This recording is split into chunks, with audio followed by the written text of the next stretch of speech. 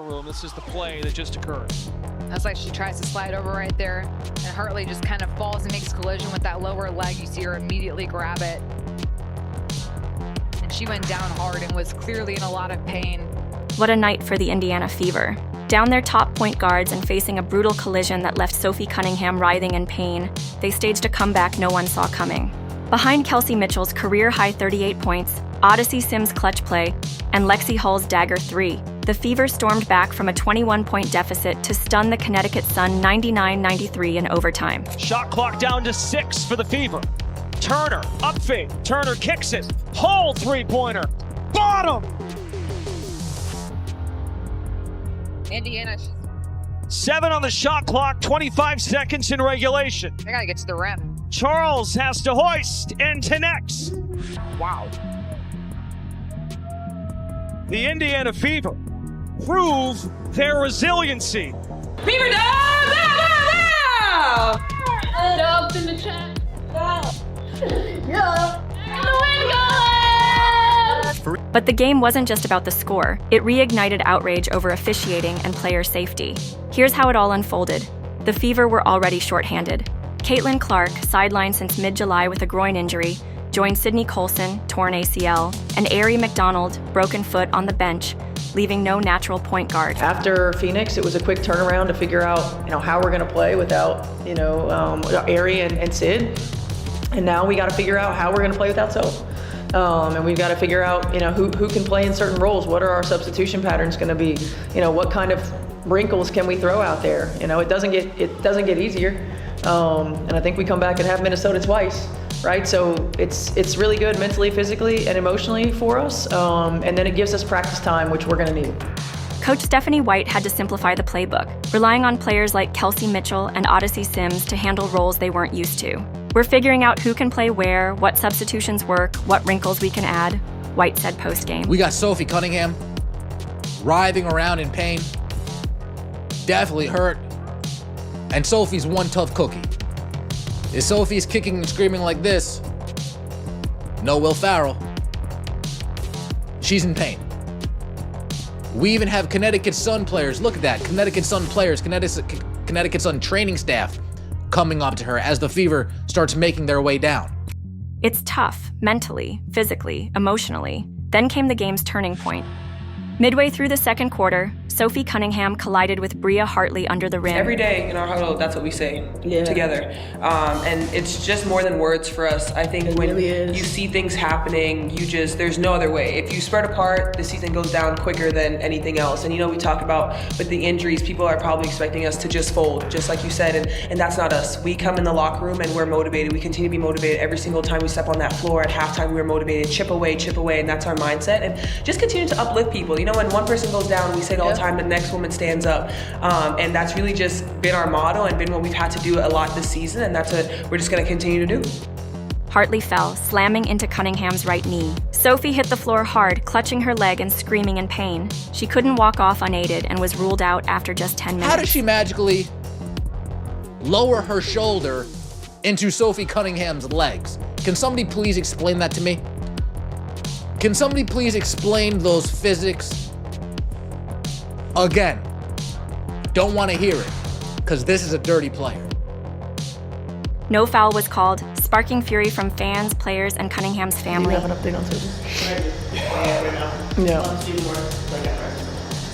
Yeah, MRI tomorrow. Sorry, just quickly on something. What's going through your mind when you see her down like that, and you're jogging over there? I'm like, holy shit. Especially the way that she fell and, how she was holding herself and how much pain she was in.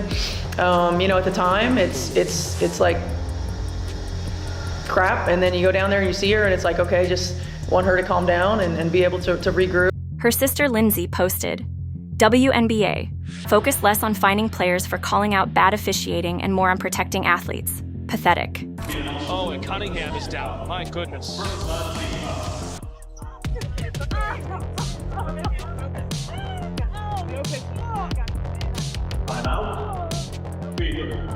Should be.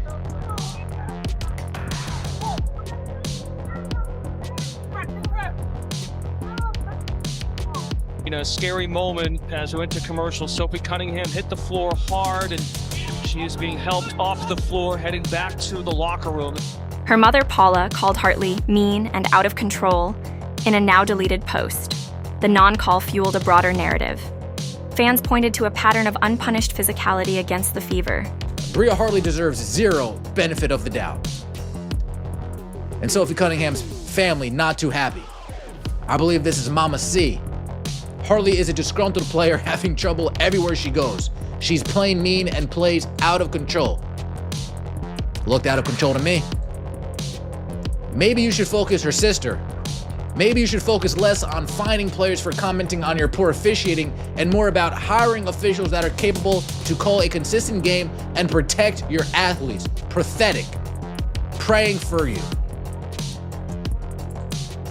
The only good thing positive surrounding Sophie Cunningham coming out of this game, she looked in good spirits in the locker room. J.C. Sheldon's eye poke and knee to Clark's groin, Marina Mabry's reckless foul. I'm so proud of you. I'm proud of you too. Proud of you. I'm so proud of you guys. I know that sometimes it sounds like just a word when we talk about being resilient, but it's not, man. It's how we live. It's how y'all live, and it's a tribute to you. It's a tribute to your connectedness, your togetherness, your toughness, your mindset. You never give up gritty attitudes. Like, that's what it takes. That's what it takes. And to many, Cunningham's injury wasn't just bad luck. It was a failure of the league to protect its stars. An assassin, Kelsey Mitchell, has a new career high.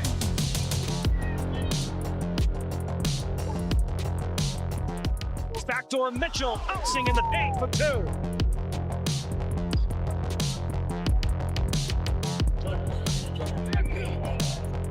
Kelsey Mitchell, the big, is matched up. Mitchell squeezing through for two at the foul.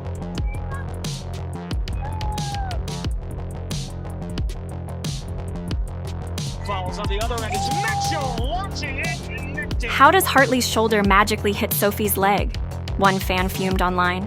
This is a dirty play. Kelsey, your second half with 34 of your points just won. Damn! The last after halftime, what took over you? How did you get it done on the floor? I think it was more about what we did from a standpoint of like the mindset and the mentality from half to half. It sucked for me first half. It just wasn't, and I think that, it wasn't as well for our group, but the resiliency is true in our room. Seeing Soph go down and then knowing what happened with Sid and knowing what happened with Ari and then knowing what happened with Cece, it's like, I think a lot of it was just God and being able to like stay prepared and stay in your mental state to be able to compete. But I really think that that's the most resilient that we've ever been because of everything we've been through. So I think a lot of it you just tap into your team and you just love on your team, and I think, great things. On paper, Indiana should have folded. Down their starters with a thin rotation and a disastrous first half, collapse seemed inevitable. Your New England Ford dealers and the Ford Bronco family goat modes, the official SUVs of the Connecticut Sun. Mitchell connects. Reading the defense and reckless closeout, so you have to make sure you let the shooter land here. Landing space needs to happen. Looks like Mitchell also clutching her leg here as well.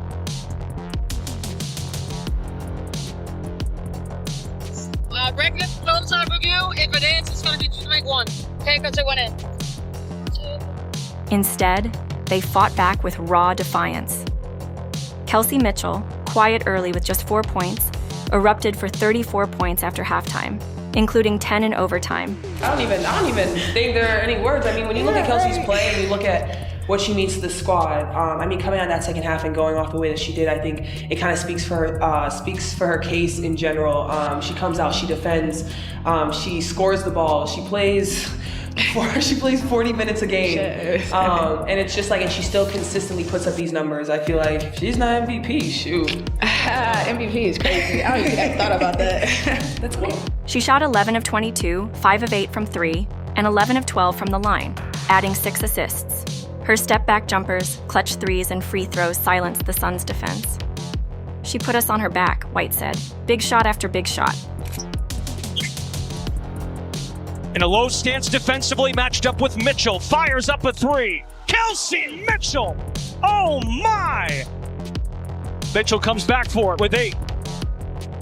Sims, up fake, back out, Mitchell. Got Rivers in the air, Kelsey Mitchell again! You betcha! Wow! Mitchell's 38 points tied her career high, passed Tamika Catchings for the most 30-point games in Fever history. We will never be counted out because that is worth gold. That is worth gold. Kels, goddamn baby. Put us on your back. Oh, big time. And earned her MVP buzz. Caitlyn Clark herself posted, MVP Kels. But Mitchell wasn't alone. Mabry knifes off the screen, Charles is doubled. And Indiana looks like they're in a zone right now. Kick out and stolen by Mitchell. Explodes 2-on-1. Sims elevates for 2 and a foul. Bug with their point guards. This is where you have Odyssey Sims coming in. Kelsey Mitchell making a great heads-up play here, but Odyssey Sims has done a great job early on coming in. Odyssey Sims, signed on a hardship deal, delivered 19 points and 7 assists, breaking traps and steadying the offense. Aaliyah Boston anchored the paint with 14 points, 13 rebounds, 5 assists, 2 steals, and 2 blocks, her 15th double-double of the season, a franchise record. Natasha Howard added 18 points and 9 rebounds, pushing back against Connecticut's physicality. Boston backs down Hartley. Aaliyah Boston, excellent post position. Picks up the dribble. Shot clock winding down to 7. Mabry, lob pass. Charles catches. No foul call. That's a huge no call. Looks for cutters. Charles the defense. Back on to Boston. Tina Charles. Backdoor Mitchell pouncing in the paint for 2. 30 points for Mitchell. That's the 4th on Charles. Can't get caught ball watching right there. Great recognition by Boston as Mitchell makes that backdoor cut. Brianna Turner's defensive hustle disrupted the Suns' rhythm, forcing extra passes and critical stops. And then there was Lexi Hull, whose corner 3 with 44. 9 seconds left in overtime sealed the win. A shot that echoed far beyond her 8 points. And that's what it's gonna take. Okay, that's what it's gonna take. We gotta play free. We gotta play with no pressure. But we fight, live that resilience every day, and we will accomplish what we want to accomplish. Okay, come on. Yeah. Here we go. Together, 3, 1, 2, 3. Together. Breezy. You are the consummate professional. We love you. We appreciate you. You are huge. AB, point forward. And like, look, you can't underestimate what it means to have somebody like her who just does whatever we ask, right? Does whatever. I mean, everybody really. Lex, that was a huge. Toss your activity all day long.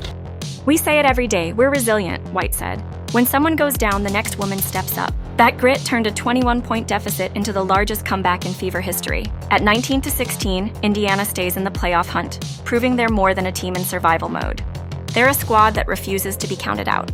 For Sophie Cunningham, who was in good spirits post-game, but faces an MRI, the Fever and their fans are wishing for a speedy recovery.